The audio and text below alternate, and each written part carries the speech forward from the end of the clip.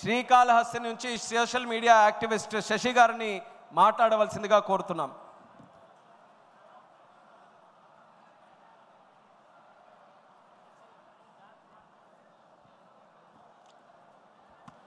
అందరికీ నమస్కారం. వేదికను అలంకరించిన పెద్దలకు ప్రతి ఒక్కరికి నా యొక్క హృదయపూర్వక నమస్కారములు. ఈరోజు కడప చూస్తుంటే ఒక పసుపు మయమైంది. ఎందుకంటే ఈ కడప గడ్డ పైన ఎంతోమంది మహానుభావులు, మహనీయులు, కవులు, కళాకారులు పుట్టారు. ఈ కడపని మనం దేవుని గడపగా చెప్పుకుంటాం. అలాంటి దేవుని గడప ఈరోజు పసుపు మయమైంది. ఇక్కడ ఈ కడప గడ్డ పైన ఒక సాధారణ మధ్యతరగతి రైతు కుటుంబం నుంచి వచ్చిన నాకు ఇంత గొప్ప అవకాశం ఇచ్చిన చంద్రబాబు నాయుడు గారికి, నారా లోకేష్ గారికి నా పాదాభివందనాలు తెలియజేసుకుంటూ ఈరోజు మాదక ద్రవ్యాల వినియోగంపై ఉక్కుపాదం అనే తీర్మానాన్ని నన్ను ప్రవేశపెట్టమన్నందుకు ధన్యవాదాలు సార్. ఈరోజు ఒకటి చెప్పదలుచుకున్నాను సార్. ఏంటంటే మనం ఒకప్పుడు డ్రగ్స్ అంటే, అదేవిధంగా గంజాయి అంటే ఎక్కడ వినేవాళ్ళం? సినిమాల్లో చూసేవాళ్ళం. 2019కి ముందు ఎక్కడంటే ఏమన్నా డ్రగ్స్ ఎక్కడంటే ఇంటర్నేషనల్ మాఫియాలు చేస్తాయంట, ఈ విధంగా ఉంటుందా అని మనం సినిమాల్లో మాత్రమే చూసేవాళ్ళం. కానీ గత పాలకుల యొక్క నిర్లక్ష్యం వల్ల అది మన జిల్లాలు దాటి, నియోజకవర్గాలు దాటి మన గడప దాకా వచ్చింది. ఆ విధంగా ఎంతోమంది యువత గంజాయిలకి బానిసలై వాళ్ళ జీవితాలు నాశనమయ్యాయి. ఎందుకని ఈ మాట అంటున్నామంటే, గంజాయికి ఒక్కసారి బానిస అయితే వాళ్ళు విచక్షణ అనేది మరిచిపోతారు.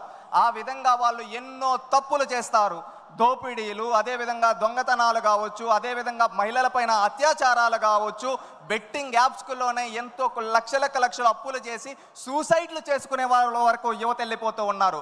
ఇలాగే ఎన్నో సంఘటనలు జరుగుతుంటే ఆనాడు నారా లోకేష్ గారు యువగలం పాదయాత్ర మొదలుపెట్టినప్పుడు, యువగలం పాదయాత్రలో మనం చూస్తే చంద్రగిరి నియోజకవర్గంలో ఒక మహిళ డైరెక్ట్గా కూడా చెప్పలేక పక్కకొచ్చి, అన్నా మా ఇంటిలో ఒక ఆడబిడ్డని ఈ విధంగా పాఠశాలకు వెళ్తూ ఉంటే అక్కడ గంజాయి ఇచ్చి శారీరకంగా వాడుకొని ఈ విధంగా చేస్తున్నారంటే, ఆ రోజు ఆయన కళ్ళల్లో కన్నీళ్లు తిరిగి ఈ విధంగా రాష్ట్రంలో ఎంతోమంది బాధపడుతున్నారు, వాళ్ళందరికీ పరిష్కారం చూపించాలని ఆ రోజే చెప్పాడు. ఈ రాయలసీమ గడ్డపై డ్రగ్స్ వద్దు బ్రో, గంజా వద్దు బ్రో అని చెప్పి ఆ రోజు నుంచి ఒక ఉద్యమంలా మొదలుపెట్టి, ఆ రోజు ఎవరన్నా గంజాయికి డ్రగ్స్కి బానిసలై ఉండుంటే వాళ్ళ తల్లిదండ్రులు వచ్చి ఆయనతో చెబితే అలాంటి వాళ్ళని తీసుకొని వచ్చి రీహాబిలేషన్ సెంటర్లో పెట్టి వాళ్ళని ఆదుకున్నాడు. ప్రభుత్వం ఏర్పడిన తర్వాత ఉక్కు పాదం మోపాడు. ఏ విధంగా అంటే, మనం ఒక్కసారి చూసుకుంటే ప్రభుత్వం ఏర్పడిన వారం రోజుల్లోనే ఎక్కడెక్కడ డ్రగ్స్ ఉన్నాయో ఆ ప్రాంతాలన్నిటినీ ఏరిపారేశారు. అదేవిధంగా ఒకప్పుడు 11,000 ఎకరాలలో గంజాయి పండిస్తుంటే ఆ గంజాయిని మొత్తాన్ని రూపుమాపి అక్కడ గిరిజనుల్ని మార్చి అక్కడ అరకు కాఫీ వేసే విధంగా తయారు చేశారు మన నాయకుడు. గత పాలకులు అక్కడ ఏం చేసేవాళ్ళు? అమాయకులైన గిరిజనులను వాడుకొని ఏం చేసేవాళ్ళు? గంజాయి పండించేవాళ్ళు.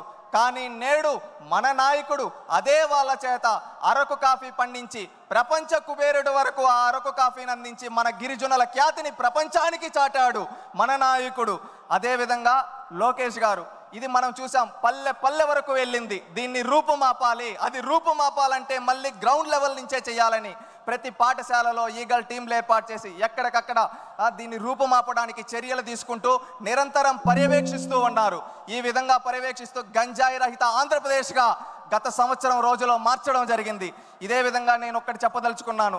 డ్రగ్స్ గురించి, గంజాయి గురించి నేను ఒక యువకుడుగా నేను ఎన్నో చూశాను. నా మిత్రులు కావచ్చు, నాకు తెలిసిన వాళ్ళు కావచ్చు, ఎంతోమంది డ్రగ్స్కి, గంజాయికి బానిసలై వాళ్ళ జీవితాలు నాశనం అయిపోతుంటే కళ్ళల్లో నీళ్లు తిరిగేటివి. ఎందుకంటే వాళ్ళకి ఎందుకురా ఇలా చేస్తారంటే, ఏముందిరా ఇంకా జాబులు ఏముండాయి, ఏం చేస్తాం, ఇదేదో వేసుకుంటే కొంచెం రిలీఫ్ వస్తుందంట అని చెప్పి చెబుతూ ఉండేవాళ్ళు. అవి చూసినప్పుడు బాధ, ఆ ఆవేదన. దానికి పరిష్కారం ఎలా అంటే, ఆ రోజు చంద్రబాబు నాయుడు గారు చెప్పడం జరిగింది, లోకేష్ గారు చెప్పడం జరిగింది, మేము వస్తాం, స్కిల్ డెవలప్మెంట్ ట్రైనింగ్ ఇస్తాం, యువతకు ఉద్యోగాలు ఇస్తాం, ప్రతి ఒక్కరికి 20 లక్షల ఉద్యోగాలు యువగలం ద్వారా ఇస్తామని చెప్పి ఆ లక్ష్యానికి కట్టుబడి వచ్చిన వెంటనే మెగా డిఎస్సి పైన నోటిఫికేషన్ కావచ్చు, ఆ తర్వాత అనేక కంపెనీలని ఆర్సిలర్ మిట్టల్ కావచ్చు, గూగుల్ కావచ్చు, టీసీఎస్ కావచ్చు, మొన్న ఎల్జీ కావచ్చు, రిన్యూవబుల్ ఎనర్జీ కావచ్చు, రిలయన్స్ బయో ప్లాంట్స్ కావచ్చు, ఈ విధంగా ఎన్నో తీసుకొని వచ్చి యువత బానిసలవ్వాల్సింది డ్రగ్స్ కాదు, యువత వాళ్ళ లక్ష్యాల వైపు వెళ్ళాలి అని చెప్పారు. ఎందుకంటే మన దేశంలో అత్యున్నతంగా యువత ఉన్నారు. యువత తలుచుకుంటే ఏదైనా చేయగలుగుతారు, ఏదైనా సాధించగలుగుతారు. ఎందుకంటే యువత దేశానికి వెన్నెముక్క, రాష్ట్రానికి వెన్నెముక్క. అలాంటి యువత ఏదైనా చేయగలుగుతారు. ఎందుకంటే ఇది నేను ఒకటి చెప్తున్నా అంటే, ఒకటి 1990 రోజులు గుర్తుకొస్తున్నాయి. ఆనాడు పల్లెల్లో ఏంటంటే ఎవరైనా కానీ పల్లెల్లో పనులు చేసుకుంటామనే రోజుల్లో ఇక్కడ ఉండే యువత పనులు చేసుకుంటే ఇక్కడే మిగిలిపోతారు, వాళ్ళు చదువుకోగలిగితే వాళ్ళు ప్రపంచ నలుమూలలకు వెళ్తారని ఆ రోజు మనం చూస్తే బడి పిలుస్తుంది ప్రోగ్రాం కావచ్చు, చదువుల పండుగ ప్రోగ్రాం కావచ్చు, ఇలాంటి ప్రోగ్రాములు పెట్టి ఎంతో మంది బడుగు బలహీన వర్గాల వ్యక్తులను తీసుకొని వచ్చి అత్యున్నత స్థాయిలో ఈరోజు కూర్చోబెట్టే వాళ్ళ చదువు వల్ల మాత్రమే అది సాధ్యపడింది. ఆ తర్వాత నేడు కూడా 2019 నుంచి 24 వరకు అలాంటి పరిస్థితులే. యువతని గంజాయికి బానిసలు చేస్తే దాని నుంచి రూపుమాపి వాళ్ళని బయటకు తీసుకొని రావాలి, వాళ్ళు ఏదైనా సాధించగలరు అని ఒక లక్ష్యం పెట్టుకొని వాళ్ళని బయటకు తీసుకొని వచ్చడానికి ప్రయత్నిస్తూ కంపెనీలు తీసుకొని వస్తున్నారు. ఒక యువత గుర్తుపెట్టుకోవాల్సింది ఏంటంటే, మనం బానిసలు అవ్వాల్సింది గంజాయి కాదు, మనం ఏదైనా సాధించగలదాం. యువత అనుకుంటే ఏదైనా సాధించగలుగుతారు. మనం ఏం లక్ష్యం పెట్టుకోవాలి?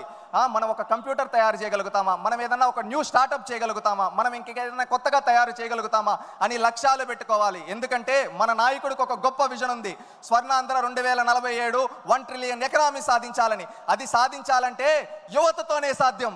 అది యువత ప్రతి ఒక్కరూ అది గుర్తుపెట్టుకొని మన నాయకుడు అడుగుజాడల్లో మన లక్ష్యాలు గుర్తుపెట్టుకోవాలి. మన తల్లిదండ్రులకు మంచి పేరు తేవాలి, మన కుటుంబానికి మంచి పేరు తేవాలి, మన రాష్ట్రానికి మంచి పేరు తేవాలనే లక్ష్యంతో ప్రతి ఒక్కరూ పనిచేయాలి.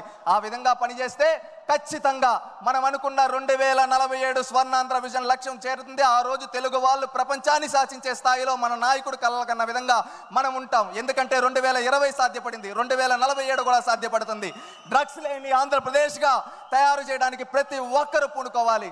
మనం ఎప్పుడో 1 సంవత్సరమో 2 సంవత్సరాలు 3 సంవత్సరాల తర్వాత కాదు, ఈ సంవత్సరం ఎండింగ్ అంతా 2025 అంతా డ్రగ్స్ ఫ్రీ ఆంధ్రప్రదేశ్గా ప్రతి ఒక్కరూ పూనుకోవాలి. ఇది ప్రతి ఒక్కరూ ఒక సంకల్పం చేసుకుంటే అది సాధ్యపడుతుంది. ప్రతి ఒక్క యువత ఆ సంకల్పం తీసుకుంటారని కోరుకుంటూ ఉన్నాను. నేను ఒక యువకుడుగా ఆ సంకల్పాన్ని తీసుకోవడానికి సిద్ధం.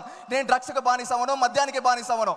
నేను ఈ రాష్ట్ర భవిష్యత్తు కోసం పాటుపడతాను. నేను అనుకున్న లక్ష్యాలను సాధించడం కోసం ప్రతి ఒక్కరూ మనం ఎంచుకున్న రంగాల్లో మనం అనుకున్న లక్ష్యాల వైపు ముందుకెళ్ళడానికి ముందుకెళ్తే మనం రాష్ట్రం బాగుంటుంది, మన నాయకుడికి మంచి పేరు వస్తుంది. ప్రతి ఒక్కరి చేయాలని కోరుకుంటున్నా. ఇంకొకటి సార్, నేను ఒక 2 ప్రతిపాదనలు చేయదలుచుకున్నాను. డ్రగ్స్ ఎవరైతే సరఫరా చేస్తున్నారో, తయారు చేస్తున్నారో వాళ్ళ ఆస్తులు స్వాధీనం చేసుకొని రీహాబిలేషన్ సెంటర్లుగా వాళ్ళ ఆస్తులను మార్చాలని మిమ్మల్ని ఈ వేదిక ద్వారా కోరుకుంటున్నాను సార్. అదేవిధంగా మనం వాట్సాప్ గవర్నెన్స్ చేసాం, ఎంతో అద్భుతంగా చేసాం. ఒకప్పుడు నాడు ఎన్టీ రామారావు గారు మండల వ్యవస్థ తీసుకొని వచ్చి పరిపాలన దగ్గర చేస్తే, ఆ తర్వాత ఈ సేవ తీసుకొని వచ్చి మీ సేవ తీసుకొని వచ్చి చంద్రబాబు నాయుడు గారి దగ్గర చేస్తే, నేడు నారా లోకేష్ గారు అరచేతిలో వాట్సాప్ గవర్నెన్స్ మన చేతిలో పెట్టాడు. ఎంతో అద్భుతంగా పనిచేస్తూ ఉంది. ఆ వాట్సాప్ గవర్నెన్స్ ద్వారా ఇప్పుడు మనం అంటూ ఉంటాం సార్, ఏదైనా ఫోటో తీసి పెడితే ఎక్కడైనా పెడితే అది ఈజీగా తీసుకోవచ్చు. అలాగే వాట్సాప్ గవర్నెన్స్లో ఒక ఫ్యూచర్ అనేది మనం తీసుకొని రావాల్సింది. ఏంటంటే ఎక్కడన్నా ఎవరన్నా గంజాయి అమ్ముతూ ఉన్నా, ఎవరన్నా కల్తీ మద్యం అమ్ముతూ ఉన్నా, అక్కడ ఫోటో తీసి వాళ్ళ వాట్సాప్లో పెడితే అది మన దాని రెస్పెక్ట్ పోలీస్ స్టేషన్కి వచ్చి 24 గంటల్లో చర్యలు తీసుకునే విధంగా దానికి కూడా ఆలోచించాలని చెప్పి కోరుకుంటూ ఉన్నాను. మనం ఒకే నినాదంతో ఉండాలి, 2047 స్వర్ణాంధ్ర విజన్తో పాటు అదేవిధంగా డ్రగ్స్ ఫ్రీ ఆంధ్రాగా కూడా మనం గుర్తుపెట్టుకోవాలి. మనందరం ఒక లక్ష్యాలని నిర్దేశించుకుంటూ మనం ముందుకెళ్ళాలి.